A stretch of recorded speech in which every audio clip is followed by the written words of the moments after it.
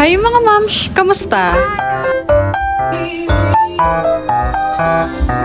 Eto na nga yung chinika ko sa inyo kahapon na sinabi ko nga na lumayas kami ni Dada at naiwan nga si Bebo. Bali late birthday celebration nga pala ito ng pinsan ni Dada at dito nga kami napadpad. Sabi nila ay sa Tagaytay daw to pero kayo na nga ang humusga kung sang lugar ba talaga.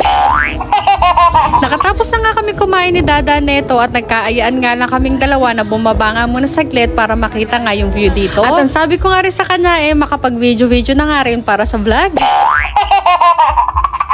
Video mo to kasi affiliate ko to.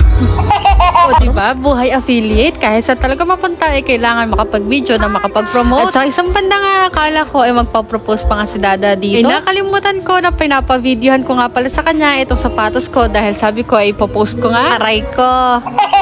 Nang matapos nga kaming mag-video at maganda-gandahan ako sa baba ito at umakit na nga rin uli kami na makapunta na nga dito sa kainan. Hindi nga rin kasi makababa itong mga kasama namin ng mga pinsan ni Dada dahil nga baka daw maagawa kami ng pwesto. Kaya naman ayan at parang ako lang talaga ang nakinabang sa gala na to. Salamat! At doon nakabalik na nga kami ito at hindi na pala kainan ng ganap dito. Kapihan na pala. Char!